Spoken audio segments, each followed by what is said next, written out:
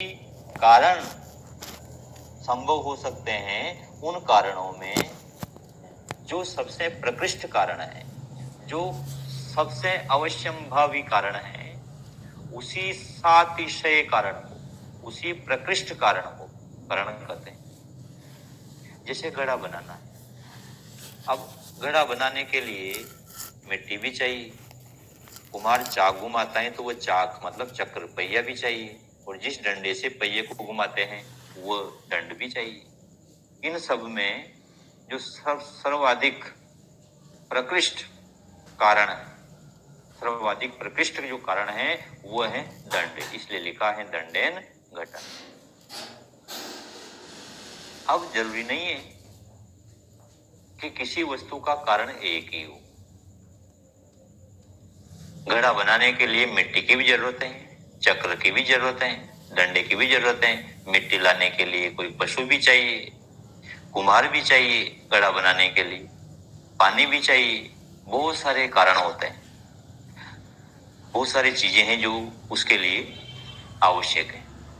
लेकिन उन सभी आवश्यक कारणों में से जो सबसे महत्वपूर्ण कारण है उसे कहते हैं करण।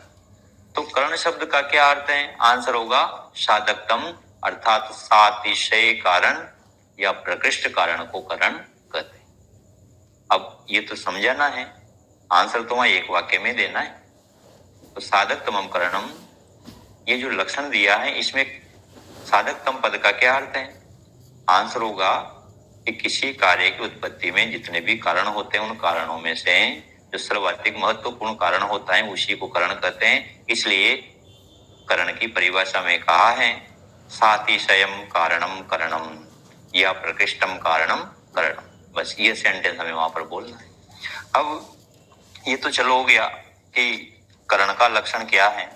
अब करण के लक्षण में हमने बता दिया कि जो सर्वाधिक महत्वपूर्ण कारण है वही करण है। तो अगला प्रश्न होगा कि कारण किसे कहते हैं, कारण का लक्षण बताओ। करण से भी ज्यादा महत्वपूर्ण है कारण, क्योंकि तर्क भाषा में कारण है, प्रमाण है, सन्निकर्ष है, हेत्वाभास है, यही चीजें इंपॉर्टेंट है। तो कारण का प्रश्न बनेगा कि कारण का लक्षण बताइए। कारण का लक्षण होगा यस्य कार्यात् पूर्वभावो नियत अनन्यथा सिद्धस्य तत्कारणम, कार्य से पूर्व जिसका अस्तित्व अवश्यंभावी है और जो अनन्यथा सिद्ध होता है उसी को कारण कहते हैं। अब यहाँ पर प्रश्न कहेंगे, प्रश्न पूछेंगे कि ये जो नियत शब्द आया, कार्य से पूर्व जिसका होना आवश्यक है, अनिवार्य है, वही कारण है, आपने बताया ऐसा। यहाँ पर नियत शब्द किसके लिए आया? नियत क्यों? नियत शब्द नहीं आता तो क्या हो जाता? तो इसका अर्थ यह है कि किसी भी कार्य की उत्पत्ति में कुछ कारण अनिवार्य होते हैं और कुछ कारण तात्कालिक होते हैं। तो जो अनिवार्य कारण है उन अनिवार्य कारण को ही अनिवार्य जो वस्तुएं हैं उन अनिवार्य वस्तुओं को ही कारण कहते हैं, तात्कालिक वस्तुओं को कारण नहीं कहते। जैसे कुम्हार घड़ा बनाना है, उसको मिट्टी चाहिए, उसको चक्र चाहिए, उसको डंडा चाहिए। अब उसी समय वहां पर कोई घूमता हुआ कोई गधा आ गया, वहां आकर खड़ा हो गया और उस गधे के वहां उपस्थिति में ही घड़ा बना। इसका मतलब ये नहीं है कि वो गधा, वो गर्दभ उस घट का कारण बन जाएगा, क्योंकि वो तात्कालिक है, वो नियत नहीं है। अगर वो वहां नहीं होता तब भी घड़ा तो बनता, इसलिए नियत शब्द जोड़ दिया। अगर नियत शब्द नहीं होता तो जो उस कार्य की उत्पत्ति में तात्कालिक उपस्थिति जिनकी होती है, स्थायी उपस्थिति नहीं होती, उनमें भी इस कारण के लक्षण की अतिव्याप्ति हो जाती है। इसलिए उस अतिव्याप्ति का निवारण करने के लिए इसमें नियत शब्द दिया। तो नियत शब्द का अर्थ क्या है? आंसर होगा अनिवार्य, अवश्यंभावी। एक शब्द में सबसे पहले आंसर देना। अगर ये पूछे कि नियत शब्द का क्या अर्थ है तो आंसर होगा अनिवार्य या अवश्यंभावी। पेड़ कार्य है और बीज उसका कारण है।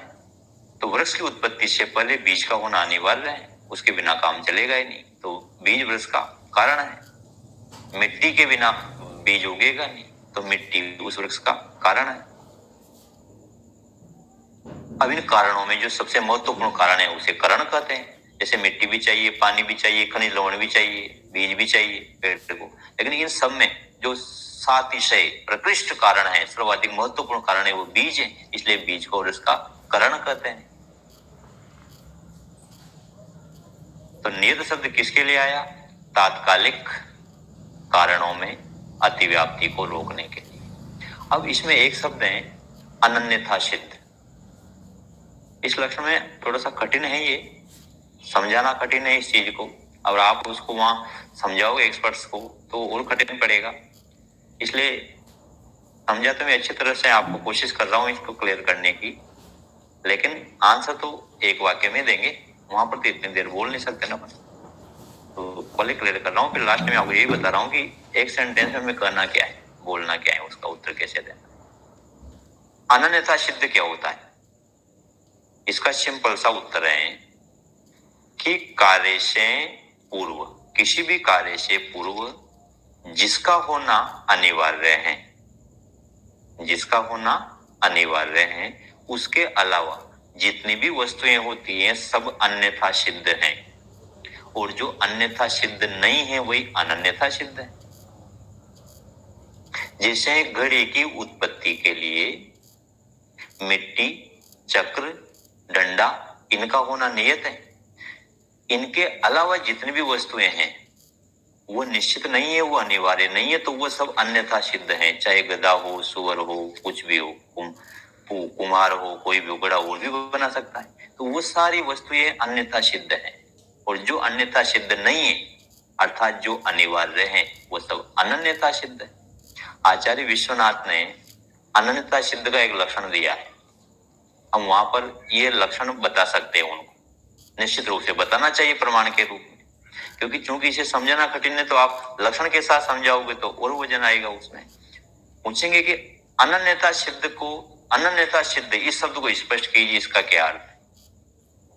तो हमें एक सेंटेंस बोलना है कि कार्य की उत्पत्ति से पूर्व जिसका होना अनिवार्य नहीं है वे सभी पदार्थ अन्यथा सिद्ध कहलाते हैं। अन्यथा सिद्ध। और जो अन्यथा सिद्ध नहीं है वह अनन्यथा सिद्ध है। खत्म बात। क्या अर्थ होता है अनन्यता सिद्ध का? क्लियर कीजिए।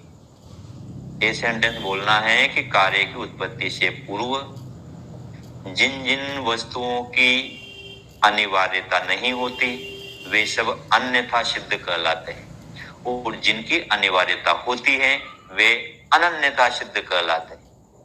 जैसे घड़ी की उत्पत्ति से पूर्व दंड का होना अनिवार्य है, चक्र का होना अनिवार्य है, मिट्टी का होना अनिवार्य है, तो ये सब अनन्यथा सिद्ध हैं।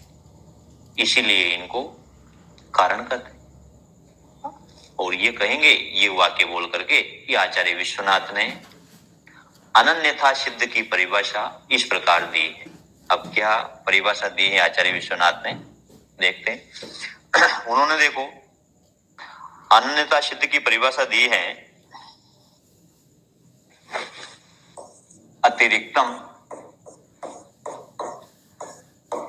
ये पीडीएफ में मैं आपको बिल्कुल सिस्टमेटिक दे दूंगा, एक दो दिन में सारी पीडीएफ में तैयार करा दूंगा। चिंतित होने की आवश्यकता नहीं है, कुछ लिखने की आपको आवश्यकता नहीं। क्या क्वेश्चन बनेंगे, क्या आंसर होगा, सब आपको मिल जाएगा। थोड़ा समय तो लगेगा, मिल जाएगा। अतिरिक्तम अन्यथा परिभाषा दी है इन्होंने, अतिरिक्तम अथापि यद भवेत्।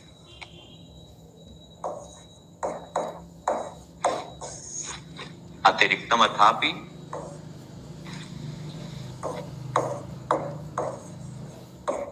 यद भवेन,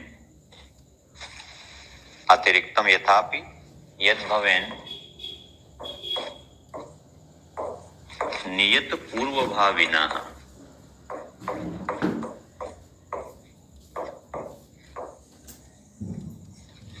अतिरिक्तम अथापि यद भवेन नियत पूर्व भाविना तद अनन्यथा सिद्धम। इस परिभाषा को याद करना है। अनन्यथा शब्द को आचार्य विश्वनाथ ने 5-6 प्रकार से समझाने का प्रयास किया है, लेकिन उसमें अपने लिए जो सबसे सूटेबल है, सबसे सरल जो परिभाषा है वो ये है। इसके अलावा 4 परिभाषाएं और भी दी अनन्यता सिद्ध की, लेकिन हमें उस तरफ नहीं जाना, वो बहुत क्लिष्ट है। बिल्कुल सरल रास्ते से मैं आपको ले जा रहा हूं इस शब्द को से निकालने के लिए। किसे कहते हैं अनन्यथा सिद्ध? देखो, नियत पूर्वभावित्व, नियत पूर्वभावी ना, जिसका पूर्वभावी ना पहले होना नियत है, निश्चित है, अनिवार्य। नियत शब्द का अर्थ क्या बताना है? अनिवार्य, इसके अलावा कुछ नहीं। नियत का अर्थ है अनिवार्य। कार्य से पूर्व, कार्य से पूर्व जिसका भाव, जिसकी सत्ता नियत है, जो नियत पूर्वभावी है, उसके अतिरिक्त, उसके अतिरिक्त यद भवेत, जो भी है, तद अनन्यता सिद्ध, वही अनन्यता सिद्ध कहलाता है। कार्य की उत्पत्ति से पूर्व जिनकी सत्ता अनिवार्य है, जिनका अस्तित्व होना अनिवार्य है, वो सब अनन्यता सिद्ध कहलाते हैं। और जिनकी सत्ता जरूरी नहीं है, जिनका होना, वो सब अन्यता सिद्ध कहलाते। तो यही तो कर रहे हैं कि जो अन्यता सिद्ध नहीं है वही कारण कहलाता है। चलो आगे बढ़ते हैं। जब कारण की परिभाषा बताइए तो कारण के भेद का प्रश्न तो पूछा जाना ही है कि कारण कितने प्रकार के होते हैं। आंसर होगा 3 प्रकार के, समवायी, असमवायी और निमित्त कारण। तो अगला प्रश्न यही आएगा कि समवायी कारण किसे कहते, लक्षण बताइए। आंसर होगा यत् समवायी कारण यत् समवेतम कार्यम उत्पद्यते तत्समवायी कारण। जो समवेत कार्य की उत्पत्ति करता है उसे समवायी कारण कहते हैं। शास्त्रीय भाषा का ही हम प्रयोग करेंगे शुरुआत में, तो मूल वाक्य तो हमारा शास्त्रीय होगा कि चाहे हम फिर उसे समझाएं कैसे भी, हमारे व्यवहारिक भाषा में कैसे। समवायी कारण किसे कहते हैं बताइए। पहला वाक्य हमें बोलना है यत् समवेतम कार्यम उत्पद्यते तत्समवायी कारण। जो समवेत कार्य उत्पन्न करता है उसे समवायी कारण कहते हैं। जैसे हम ये बोलेंगे अगला प्रश्न निश्चित रूप से यही होगा कि फिर समवेत कार्य किसे कहते हैं, समवेत कार्य क्या होता है। आंसर होगा समवायी संबंध से होने वाला कार्य समवेत कार्य कहलाता है। फिर प्रश्न आएगा कि समवायी संबंध किसे कहते हैं। आंसर होगा कि नित्य संबंध को समवायी संबंध कहते हैं। नित्य संबंध क्या, वहां पर हमें एक परिभाषा बतानी है समवायी संबंध की। अयुत सिद्धयो संबंध समवाय, अयुत सिद्ध पदार्थों का जो संबंध है वही समवायी संबंध है। फिर प्रश्न बनेगा कि ये अयुत सिद्ध पदार्थ क्या होते हैं। अयुत सिद्ध पदार्थ का मतलब है कि ऐसे पदार्थों के बीच का संबंध समवायी संबंध कहलाता है, अयुत संबंध कहलाता है, अयुत सिद्ध कहलाता है, जो जिन पदार्थों का एक दूसरे के बिना अस्तित्व संभव नहीं। जिन पदार्थों का एक दूसरे के बिना अस्तित्व संभव नहीं है वे पदार्थ अयुत सिद्ध कहलाते हैं, और अयुत सिद्ध पदार्थों का संबंध ही समवायी संबंध कहलाता है। अच्छा, अयुत सिद्ध का अर्थ क्या बताया, जिनका एक दूसरे के बिना अस्तित्व संभव नहीं है वे पदार्थ अयुत सिद्ध कहलाते हैं। उन दोनों अयुत सिद्ध पदार्थों के बीच का जो संबंध है वही समवायी संबंध है। तो अयुत सिद्ध पदार्थों का उदाहरण बताइए। अयुत सिद्ध पदार्थ किसे कहते हैं, एक उदाहरण दो, हमें 2 या 3 उदाहरण दे देने हैं। सबसे बढ़िया जो उदाहरण है ना अयुत सिद्ध का, वो है गुण और गुणी। गुण और गुणी के बीच में जो संबंध होता है वो समवायी संबंध है।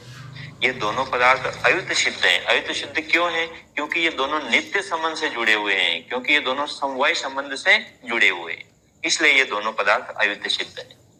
गुणी व्यक्ति तब तक ही रह सकता है जब तक उसमें गुण हो, उसके गुण खत्म हो गए तो उस व्यक्ति को गुणी कहलाने का भी कोई अधिकार नहीं। ये दोनों जो पदार्थ हैं ये अयुत सिद्ध हैं क्योंकि ये समवायी संबंध से जुड़े हुए हैं, नित्य संबंध से जुड़े हुए हैं। कोई और उदाहरण दो समवायी संबंध का, अयुत सिद्ध पदार्थों का। समवायी संबंध कहो या नित्य संबंध कहो या अयुत सिद्ध कहो, बात एक ही। जो नित्य संबंध से जुड़े रहते हैं वही समवाय संबंध है और उन्हीं पदार्थों को अयुक्त सिद्ध कहते हैं। दूसरा उदाहरण दो, आंसर होगा अवयव और अवयवी। अवयव और अवयवी, अवयव और अवयवी के बीच का जो संबंध है ये भी नित्य संबंध है, ये भी समवाय संबंध है। अवयव का अर्थ होता है टुकड़ा और अवयवी का मतलब वह पूरी वस्तु जिसका वह टुकड़ा है। जैसे वृक्ष की शाखा, तो वृक्ष तो हुआ अवयवी और शाखा हुई अवयव। अब ये दोनों अयुक्त सिद्ध हैं। अयुक्त सिद्ध क्यों है? क्योंकि इन दोनों का एक दूसरे के बिना अस्तित्व संभव नहीं है। क्यों नहीं है? क्योंकि जैसे वृक्ष अलग हो जाएगा, शाखा से वृक्ष अलग हो गया तो वो शाखा नीचे टूटकर गिर गई तो फिर वह अवयव नहीं रहा। वो जो शाखा है उसको अलग ले आए, घर पर ले आए तो फिर अवयव नहीं रहा, वो अपने आप में पूर्ण हो गई। अवयव तभी तक है जब तक वो पेड़ पर लगी हुई है, और पेड़ से अलग होने के बाद फिर वो अवयव नहीं है। ये जो हमारा हाथ है ना, ये हमारा अंग है, और ये हमारा पूरा शरीर है, ये अंगी है। ये अंग तब तक है जब तक ये अंगी के साथ है, तब तक हम इसको अंग कहते हैं। और जब ये कटकर अलग हो गया तो फिर ये अंग नहीं है, फिर केवल ये हाथ है। अंग के बिना कैसा अंग? और सारे अंग अगर नहीं रहेंगे तो फिर अंगी भी कैसे रहेगा? अंगी कहलाने का अधिकार नहीं, शब्द का अस्तित्व नहीं रहेगा। अवयव नहीं रहेंगे तो अवयवी नहीं है, अवयवी नहीं है तो अवयव नहीं। तो हम अयुक्त सिद्ध पदार्थों के ये दो उदाहरण यहां पर दे सकते हैं। अयुक्त सिद्ध किसे कहते हैं? जिन पदार्थों का एक दूसरे के बिना अस्तित्व संभव नहीं है, जो एक दूसरे से अलग नहीं रह सकते, उन सभी पदार्थों को हम अयुक्त सिद्ध पदार्थ कहते हैं। और अयुक्त सिद्ध पदार्थों के बीच का जो संबंध है वही समवाय संबंध है, और समवाय संबंध से होने वाला कार्य समवेत कार्य कहलाता है, और जो कारण समवेत कार्य उत्पन्न करता है उसे समवाय कारण कहते हैं। अब यहाँ पर समवाय कारण का लक्षण भी हमसे पूछेंगे। समवाय कारण का लक्षण बताइए, सॉरी उदाहरण पूछेंगे, लक्षण तो हमने डिस्कस कर ही लिया। उदाहरण पूछेंगे तो हमें उदाहरण देना है तंतुवः पटस्य समवाय कारणम। तंतु पट का, पट मतलब वस्त्र, वस्त्र का समवाय कारण है। तंतु मतलब धागा, पट मतलब वस्त्र, धागा वस्त्र का समवाय कारण है। क्यों? क्योंकि तंतु का अस्तित्व तब तक ही है जब तक वस्त्र है, और वस्त्र का अस्तित्व तब तक ही है जब तक धागा है। तंतु वस्त्र का समवाय कारण है। अगर सारे तंतु को अलग अलग कर देंगे तो फिर वस्त्र रहेगा ही। ठीक है, ये आज हमने समवाय कारण तक का डिस्कस किया है। आज की क्लास को मैं यहीं रोकता हूं। कल एक क्लास हम और लेंगे और उसमें ये तर्क भाषा को हम कंप्लीट कर लेंगे। वो क्लास हो सकता है थोड़ी सी बड़ी हो, लंबी हो, लेकिन तर्क भाषा को अपने को उसमें कंप्लीट करना है। ठीक है, तो आज की क्लास को यहीं समाप्त करने की इजाजत दें। जय तु संस्कृतम, जय तु भारतम।